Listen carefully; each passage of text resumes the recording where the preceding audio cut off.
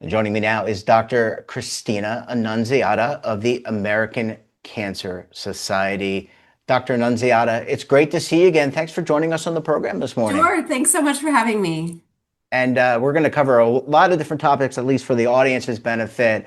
I want to start off with detection because, I can't help but I'm sure you watch television or you watch streaming. I see ads for colon cancer detection, for other cancer detections. Where are we with the ability to detect this horrible disease sooner rather than later?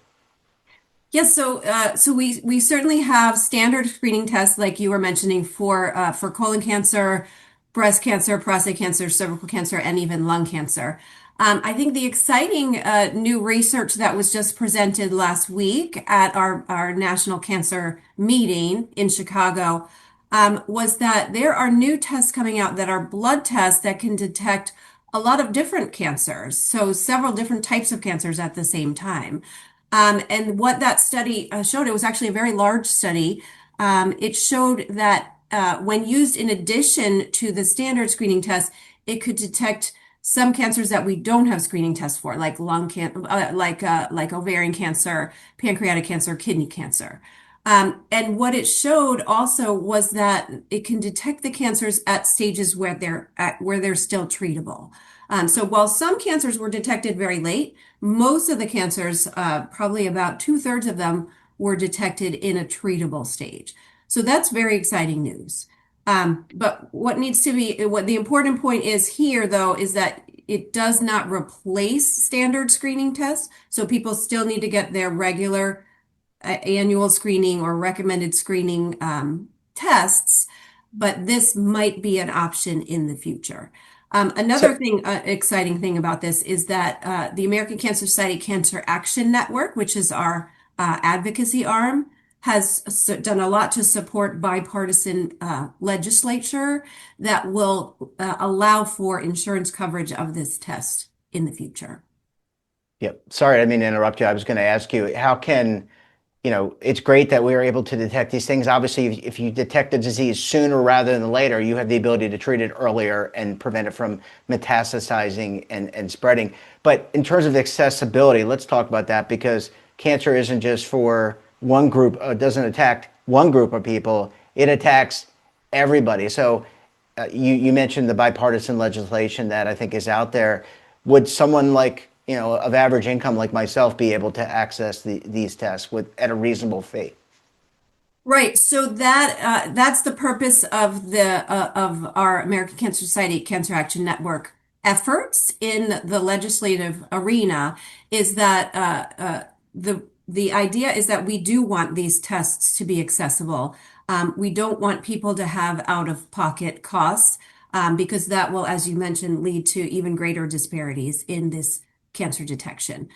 So we want everybody, all Americans in the country to be able to access the test and to be able to have insurance coverage at a reasonable cost. Yeah, and look, I'm not part of the Cancer Action Network. I'll just advocate and say everyone talks about preventative medicine. This is an example where and how that reduces healthcare costs. My personal opinion is that if you can have this test once a year or whatever the frequency is, hey, that would really bring down healthcare costs. All right, you don't have to comment on that, but I think that it just Sure. makes a lot of. I'm sorry. Yes, I said sure. Yes. Yeah. So, doctor, obviously a lot of great work being done, and we're going to talk about some of the research in a few minutes. But let's talk about how cancer is treated today and how it could be treated or can be treated in the future. Right. So cancer today, Jeffrey, is treated with surgery, radiation, chemotherapy, and immunotherapy. But there's newer drugs actually coming out for specific diseases that can target driver mutations or changes that are causing the cancer to grow. And one of these, for example, is lung cancer. So lung cancer, it has known mutations like EGFR, ALK, and now RET, changes in the RET gene. And that allows treatment with specific targeted drugs to actually prolong survival. So we did find out about a study that was presented at the cancer meeting that people who have this RET mutation can undergo surgery, radiation, chemotherapy, and then when they're done, they can go on a maintenance treatment with this drug that specifically targets RET.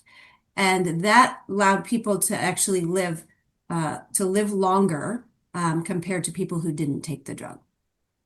Yeah, and obviously extending life is what it's all about, and you Absolutely. want to protect, I guess, against a relapse of the disease, right? That's Hmm. the purpose of the maintenance course of the drug. Hmm.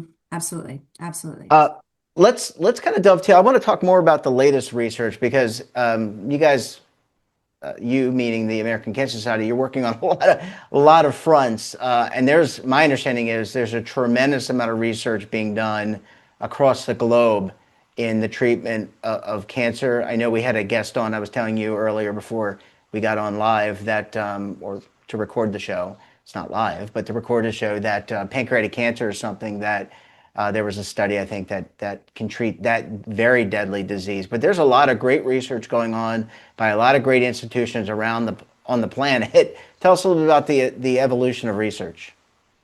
Yeah, so research is so critical. We would not be where we are today without decades of research. That pancreatic drug, took several decades of research to be able to understand the what was driving the cancer and to develop drugs to treat it. So absolutely, we would not be where we are today without the decades of research. We know that in 2026, over 2 million people will be diagnosed with cancer. Mm. But the good news is that 70% of those people will live long term, will live 5 years or more after their cancer diagnosis. There would not be this many people alive today without having invested in that research decades ago. And that's research certainly on new treatments, but also on causes of cancer, on risks of cancer, on ways to prevent cancer, and also on how to get the cancer care to people who need it, to all Americans, no matter what neighborhood they live on. So absolutely, research is so critical to where we are today in our advances. And we've come, you talked about this, in so many decades, we have, it used to be that you got pancreatic cancer and it was a death sentence, or you got one of these, Absolutely. they were very tough to treat, or they came back over time. Do you ever see a point, maybe not in our lifetimes, where, you just get a drug or get a vaccination, not a drug, a vaccination of some type, and it just prevents you from getting cancer, and then that malady is completely crushed off, kind of like, I mean, it's not analogous, but like a measles or a mumps or one of Mhm. these horrific diseases that had so much of an impact on earlier generations. I mean, so we actually do have that, right, for cervical cancer.